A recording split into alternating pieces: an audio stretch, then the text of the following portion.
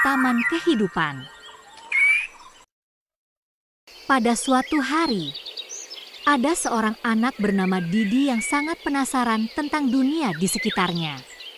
Dia suka sekali mengamati berbagai makhluk hidup di taman dekat rumahnya.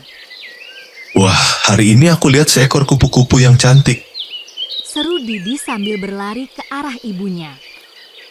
Ibu tersenyum dan berkata, Didi, tahukah kamu, kupu-kupu itu tidak hidup sendirian di taman.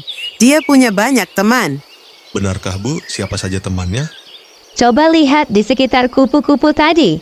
Ada bunga-bunga yang sedang mekar, ada lebah yang juga mencari makan, dan ada semut-semut yang berbaris di tanah. Oh iya, Bu. Ada banyak serangga yang terbang di sekitar bunga. Nah, itu yang disebut populasi, Didi. Ketika ada banyak makhluk hidup sejenis di satu tempat, seperti kelompok kupu-kupu atau kelompok semut tadi. Terus, Bu, kenapa kupu-kupu selalu hinggap di bunga? Karena mereka saling membutuhkan. Sayang, kupu-kupu butuh nektar dari bunga untuk makanan, dan bunga butuh kupu-kupu untuk membantu penyerbukan. Mereka hidup bersama dalam satu tempat yang disebut ekosistem. Ekosistem? Apa itu seperti rumah besar untuk semua makhluk hidup, Bu? Tepat sekali. Di dalam rumah besar ini, ada yang hidup, biotik, seperti kupu-kupu, bunga, dan semut. Ada juga yang tidak hidup, abiotik, seperti tanah, air, udara, dan sinar matahari. Semuanya saling membantu dan bekerja sama. Wah, seperti keluarga besar ya, Bu. Betul. Dan bukan hanya di taman ini saja, di laut, gunung, sawah, bahkan di halaman sekolahmu juga ada ekosistemnya sendiri. Setiap tempat punya penghuninya masing-masing. Seperti di laut ada ikan dan rumput laut, di sawah ada padi dan katak, ya, Bu? Pintar sekali, Didi. Setiap makhluk hidup punya rumah yang cocok untuk mereka.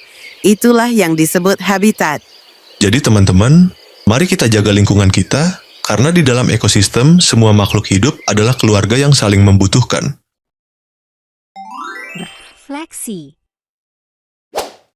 Populasi adalah jumlah penghuni, baik manusia maupun makhluk hidup lainnya di suatu satuan tempat atau lingkungan tertentu.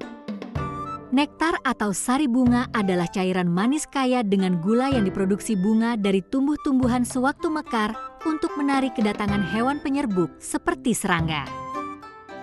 Penyerbukan atau bisa juga disebut sebagai polinasi, yaitu istilah yang berasal dari bahasa Inggris pollination cf.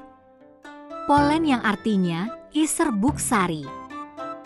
Proses ini merupakan proses jatuhnya serbuk sari di permukaan putih.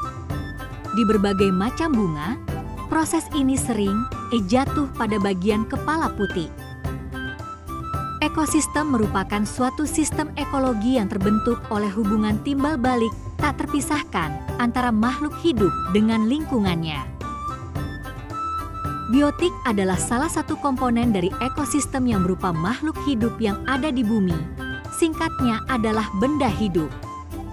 Abiotik adalah istilah yang biasanya digunakan untuk menyebut sesuatu yang tidak hidup, benda-benda mati. Habitat merupakan tempat atau lingkungan fisik yang menjadi tempat bagi hidupnya makhluk hidup seperti manusia, kelinci, sapi, hingga lumut.